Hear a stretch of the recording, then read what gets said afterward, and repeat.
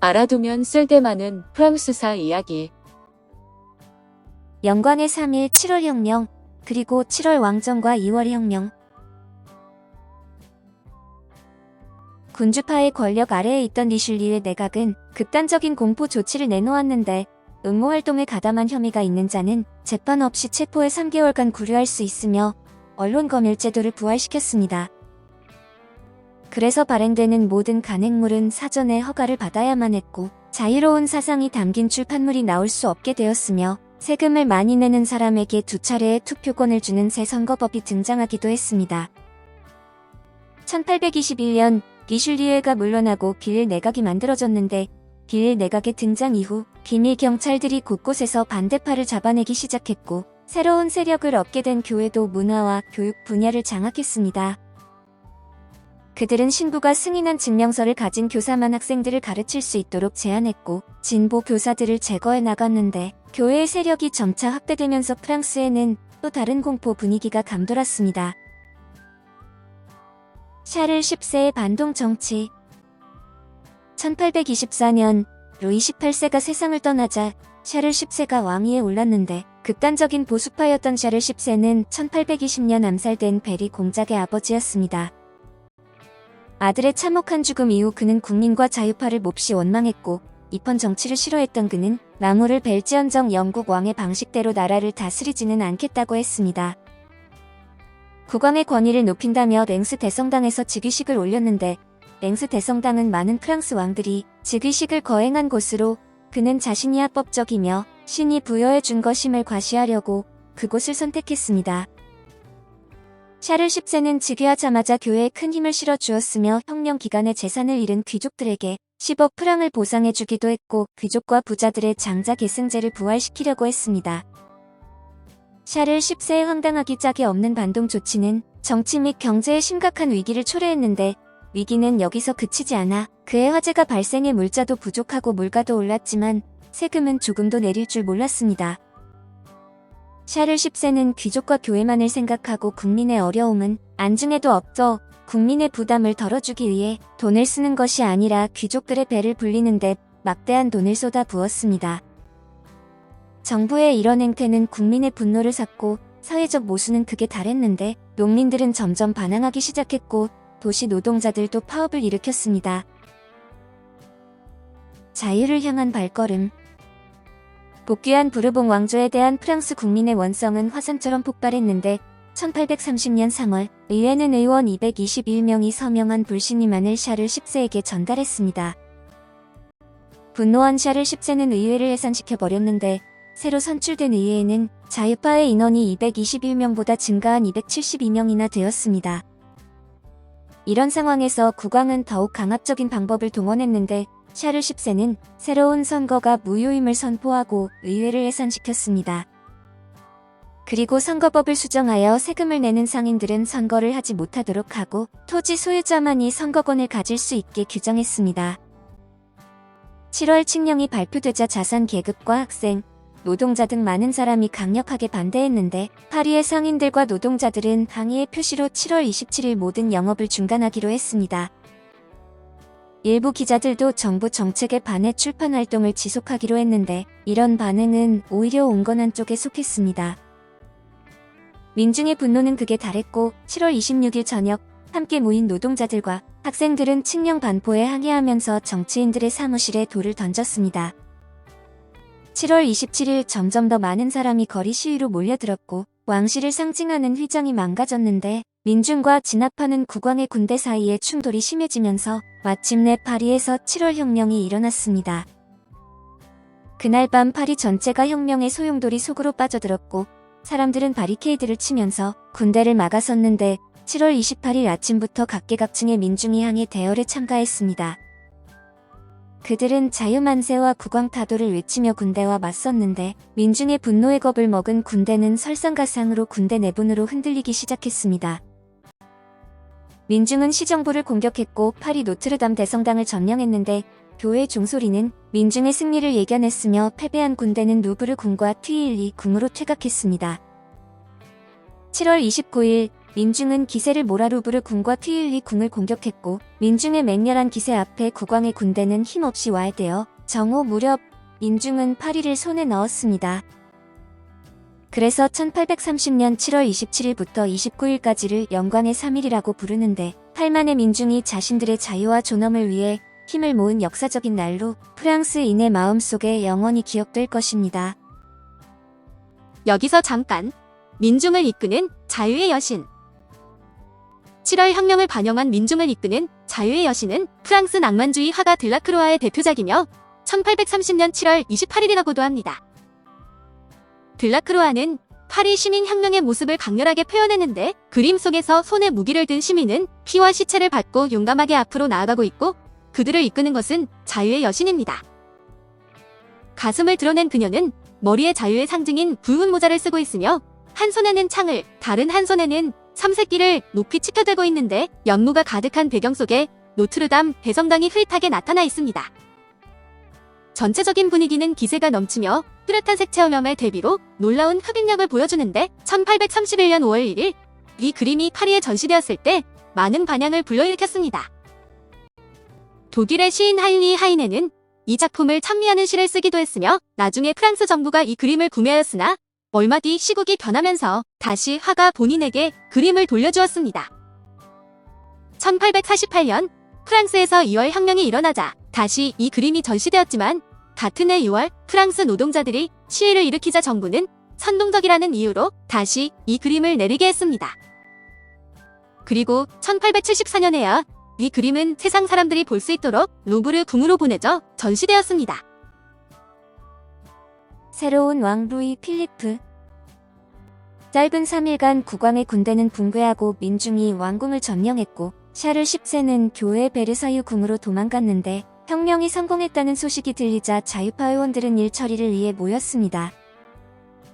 상의 끝에 의원들은 오를레앙 공 루이 필리프를 국왕으로 추대하기로 동의했는데 반대한 공화파는 시민들을 조직해 시위를 벌였지만 상황을 바꿀 수는 없었습니다. 7월 31일 루이 필리프는 의회가 부여한 섭정왕이라는 칭호를 받아들였는데 당시 그가 삼색기를 들고 왕궁 베란다에 나타나자 광장의 민중은 우레와 같은 환호성을 보냈습니다.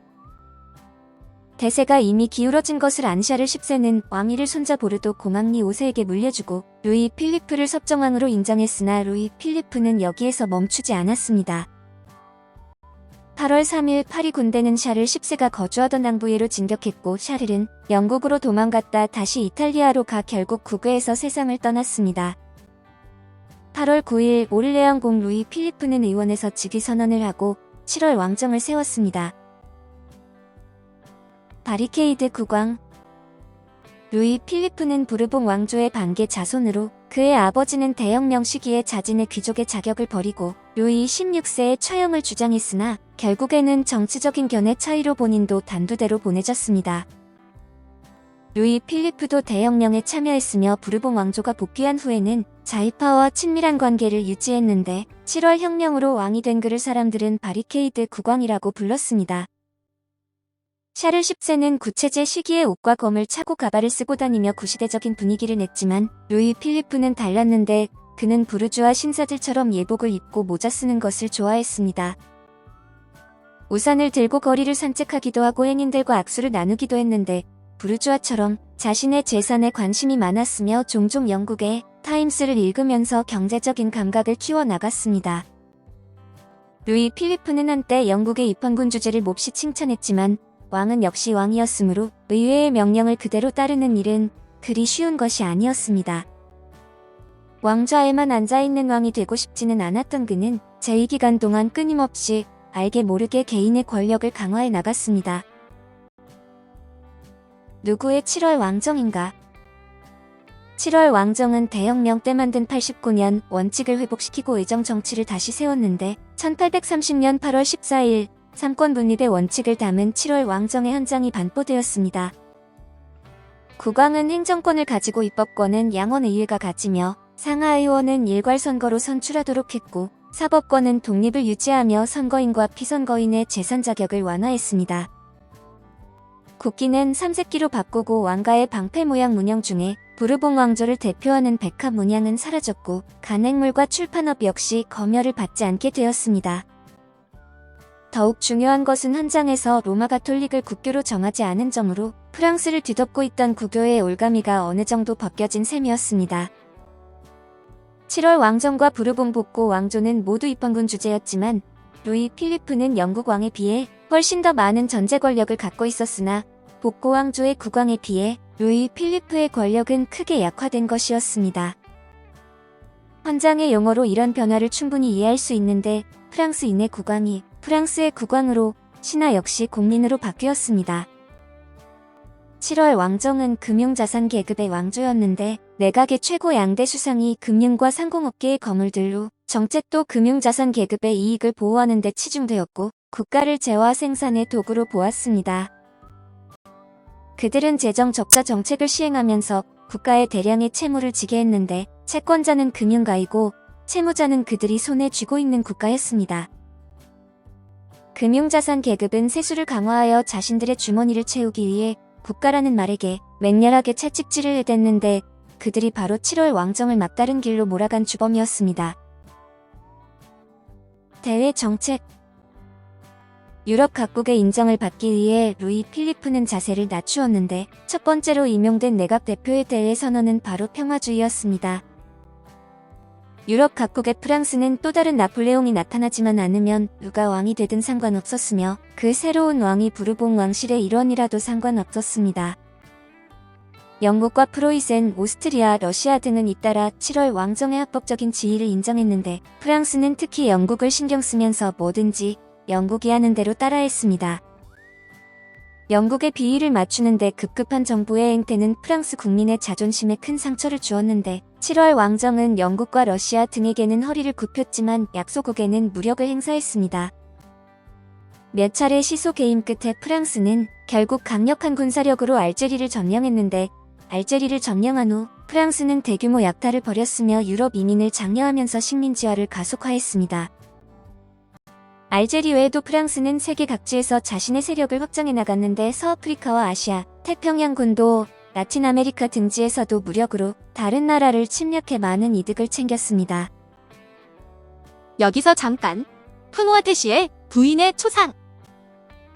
앵그르는 19세기 프랑스의 신고전주의 화가로 이 그림은 1845년부터 시작해 12년이 지나서야 완성되었는데 그림 속 여성의 모습에서는 고귀한 기품과 온화한 성격이 드러나 있습니다. 작품에는 순박하면서도 대범한 예술 스타일과 장엄하면서도 고상한 고전주의 스타일이 잘 나타나 있습니다. 왕조의 반대파. 7월 왕정은 민심은 얻지 못하고 정통파와 공화파 사이의 모순도 조절하지 못했는데 정통파는 부르봉 왕조를 지지하는 왕당파로 줄곧 자신들의 권력을 되찾아오려고 복수를 꿈꾸는 자들이었습니다. 정통파의 주요 영향력은 농촌과 외성의 도시들이었는데 이들 지역 선거에서는 귀족 후보자가 부르주아 후보자를 이기는 경우가 많아 내각에 적지 않은 압력이 되고 있었습니다. 1832년 샤를 10세의 며느리이자 해외 도피 중인 베리 공작 부인이 귀국하여 정통파와 함께 루이 필리프를 화해시키고자 반란을 일으켰지만 곧 진압되었고 정통파의 세력도 점차 약화되었습니다. 7월 왕정의 진짜 위협이 된 것은 중소부르주아의 이익을 대표하는 공화파였는데 그들은 점차 보수적으로 변해가는 정부의 정책에 불만을 품고 반란을 일으킬 결심을 했습니다. 공화파의 주요 지도자들 대부분이 지식인과 신문기자였는데 그들은 신문을 통해 보통선거의 실현과 인권 쟁취를 호소했으며 공공교육제도의 마련을 요구했습니다. 1832년 6월 공화파는 지도자인 라마크르 장군의 임종에 즈음하여 시위를 벌였으며 순식간에 무장봉기로 이어졌으나 정부군이 잔혹하게 진압하면서 수백 명의 사상자가 발생했습니다. 1832년 말 공화파는 인간과 시민의 권리선언협회를 설립하고 공화운동의 임무를 책임졌는데 공화 사상 전파를 막기 위해 정부는 법안을 통해 신문 파리는 반드시 비준을 거쳐야 한다고 요구했습니다. 1834년 3월에는 다시 20명 이상의 사회단체 활동을 금지한다는 법령이 내려졌는데 1834년 4월 9일 1831년 제1차 봉기를 일으켰던 리앙 노동자들이 두 번째 반란을 일으켰습니다. 비록 잔인하게 진압되기는 했지만 이들의 겁없는 행동은 파리의 공화당을 자극하기에 충분했고 4월 13일 인권협회는 시위를 주도하면서 바리케이드를 치고 죽음을 각오한 대결을 벌였습니다. 정부군은 시위대를 잔인하게 살육했고 트랑스 노넨거리의 한 집에서는 14명이 살해당하는 트랑스 노넨거리 학살 사건이 발생했습니다. 1835년 7월 극단분자 주세페 피에스키가 루이 필리프를 암살하려 했는데 간신히 목숨을 구한 루이 필리프는 정신도 차리기 전에 서둘러 9월 법령을 반포했습니다. 이 법령에서는 국왕과 정부에 대한 공격 행위는 모두 국가 안위를 위협하는 것으로 보고 처벌하며 공화를 지지하는 간행물은 모두 그에 상응하는 벌금을 내도록 했습니다. 심지어 공화주의라는 단어조차 꺼내지 못하도록 했는데 정부의 고압적인 태도로 공화파의 활동은 어쩔 수 없이 지하로 들어갔습니다. 나폴레옹의 조카 루이 나폴레옹은 두 차례 7월 왕정을 반대하는 폭동을 일으켰지만 모두 실패했고 국왕은 나폴레옹의 유해를 옮겨와 장례식을 열어주었지만 반란은 전혀 수그러들 기미가 보이지 않았습니다. 산업혁명과 노동자 제1제정시대 프랑스의 산업혁명은 이미 시작되었지만 발전 속도는 느렸는데 손해보기를 두려워한 대자산가들과 경쟁을 두려워한 소자산가들은 산업혁명을 반대했습니다. 증기기관을 도입하는 데에도 오랜 시간 논쟁을 거쳐야 했고 철로 역시 마찬가지라 1842년에 이르러서야 프랑스는 대규모 철로를 설치했습니다. 산업혁명이 느리게 진행된 반면에 노동자의 수는 폭발적으로 증가했는데 노동자의 열악한 생활과 처지는 점차 커다란 사회 문제가 되었습니다. 1841년 정부는 노동보호법을 내놓았지만 그것은 속빈 강정에 불과했고 정부에 실망하고 분노한 노동자들은 스스로 각종항의 단체를 조직했습니다. 동시에 공업화도 노동운동의 중요성을 절실히 깨달으면서 두 운동은 점차 하나로 합쳐졌는데 1847년에는 영국으로부터 시작된 경제위기가 급속하게 프랑스로 퍼져나갔습니다. 여러 가지 위기가 얽힌 데다 농민과 소자산가들이 파산하고 노동자 실업으로 사회가 불안해진 가운데 혁명이 다가왔는데 1847년 7월 파리에서 정부를 반대하는 연회활동이 일어났습니다. 반대파들은 연회라는 형식을 통해서 정부의 정책을 크게 비판했는데 이런 활동은 점차 격화되었고 놀란 정부는 연회 금지령을 내렸습니다. 2월 혁명 1848년 1월 19일 자유파와 공화파는 원래 대형 연회 활동을 열 계획이었지만 정부의 금지로 날짜를 2월 22일로 연기했습니다. 그런데 연회 바로 전날 정부가 다시 금지령을 내리는 바람에 분노한 사람들은 정부의 고압적인 정치를 비판하며 행동으로 자신들의 뜻을 보여주기 시작했습니다. 1848년 2월 22일 사람들은 비가 오는 가운데서도 시위를 벌이며 자유를 파괴한 정부에 항의했는데 정부는 즉시 군인들을 시위 장소로 보내 부근에서 명령을 기다리도록 했습니다.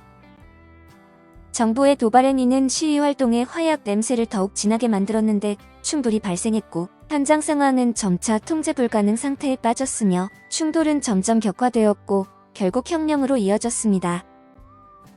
다음 날 루이 필리프는 상황의 심각성을 깨닫지 못했고 반란자들이 이미 바리케이드를 세웠다는 소식을 들었을 때 비웃음으로 대응했습니다.